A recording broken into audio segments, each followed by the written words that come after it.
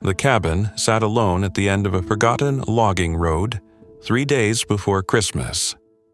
Fresh snow sparkled under a cold, clear noon sun, and the pines stood so thick the world felt wrapped in quiet white cotton. Inside, the fire crackled, coffee steamed, and the family laughed together the way only families do when they believe nothing can ever reach them.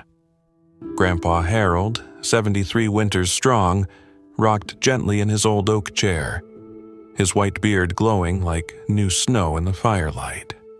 His voice rolled warm and low as he told the ghost bear story his grandchildren begged for every year. Grandma Ruth, 70 winters gentle, smiled over her knitting needles, the red and green scarf growing row by row in her lap. Their son Jack fed another log to the flames, while his wife Sarah rested her head on his shoulder. Jack and Sarah's grown children, 26-year-old Emma and 23-year-old Nathan, sprawled on the rug with mugs of coffee, listening like they were still little, eyes shining the same way they had 2 decades earlier. For 1 perfect hour, everything was right with the world. Then the phone went dead. Jack frowned and tapped the receiver. Sarah tried her cell, no signal. Grandpa waved it away with a chuckle. Lines probably iced up. But the sky was cloudless, and the air still. Something felt wrong, like the hush before a distant avalanche. 2 miles down the frozen road, 2 men in black watched the cabin through binoculars. They had cut the phone line at dawn. They knew Harold's habit. Every day at noon he walked alone to the mailbox at the end of the drive. Today, they would take him, demand millions, and disappear before anyone knew he was gone. They checked their watches, smiled cold smiles, and waited.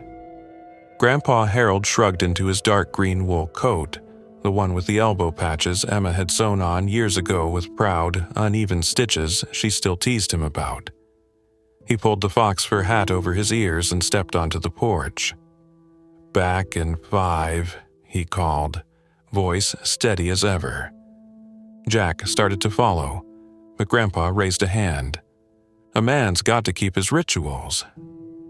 The door closed softly behind him. The snow crunched under his boots as he walked the narrow path. Sunlight poured through the trees and painted long blue shadows. He hummed an old Marine Corps tune, breath fogging in the cold, never seeing the red dot that settled on his chest. 6 Harleys crested the rise at the exact same moment. They came in hard and fast, engines roaring like winter thunder, chrome flashing blinding white against the snow. Reaper led them, long white beard streaming, steel blue eyes locked on the scene ahead. Behind him rode Tiny, Silent, Doc, Preacher, and Bear, 6 walls of black leather moving as one. They saw everything, the old man alone, the 2 men in black stepping from the trees, the rifle rising. Reaper never touched his brakes. The bikes split without a word, 3 left, 3 right, surrounding the Xiao kidnappers in a heartbeat. Tires hissed through powder as the riders laid their machines down in perfect sliding arcs, boots planted, engines snarling low. The rifleman froze.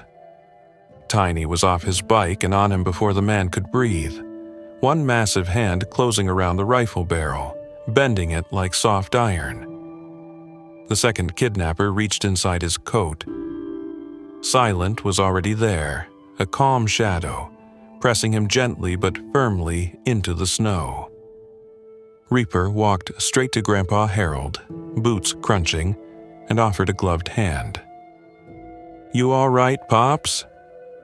Grandpa looked up at the ring of leather and gray beards, at the bikes steaming in the cold, and something inside his chest that had been tight for years suddenly loosened. Blood trickled from a small cut on his forehead, but his eyes were bright. "Been worse outside Kisan," he said, voice shaking only a little. but I believe I'll take the hand up." Reaper pulled him to his feet as easily as lifting a child. The family came running then. Jack, Sarah, Emma, Nathan, and Grandma Ruth clutching her scarf like a prayer. They stopped dead at the sight, 6 giants in black leather standing guard around their grandfather, 2 strangers on their knees in the snow, and 6 Harleys growling like patient wolves. Grandpa Harold walked straight to Grandma Ruth and folded her into his arms. She buried her face in his coat and held on as if the world might still try to take him away. Reaper tipped an imaginary hat to the family. "Just returning what's yours, ma'am." They drank coffee together on the porch, strong, black, poured from a battered thermos into whatever mugs the family could find.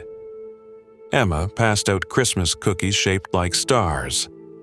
Nathan, still wide-eyed the way he'd been at 8, asked Reaper 100 questions about the bike and got lifted onto the seat, allowed to grip the tall ape hangers while the big man held the machine steady. Grandpa Harold watched it all with shining eyes and said very quietly, "Never had sons, but if I did, I'd want them to look exactly like you." Before they left, Reaper took his buck knife and carved a simple plank of pine.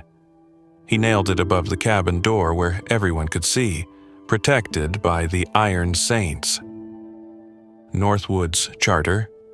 6 engines caught at once, a rolling thunder that made the family laugh and the pines shiver. The riders lifted one gloved hand in farewell and rolled away slow, tires hissing through the snow, until the sound faded into the trees and only the smell of two-stroke and coffee remained. That night, the fire burned higher and warmer than it ever had. Grandpa Harold sat in his rocker again, Grandma Ruth's hand resting in his, Emma and Nathan leaning against their parents, Jack and Sarah watching over them all. He told a new story. No ghost bears, no need for them anymore. Just 6 strangers in black leather who heard trouble on the wind, turned their bikes toward it, and arrived exactly when a family needed a miracle most. Outside, fresh snow began to fall again, soft and silent, covering every track except one small wooden sign that would stay above the door for as long as the cabin stood. Because some angels ride Harleys, and some chains are forged from nothing more than showing up when it matters. And that, Grandpa Harold said, voice thick with gratitude that would never fade, is the best Christmas story he ever told.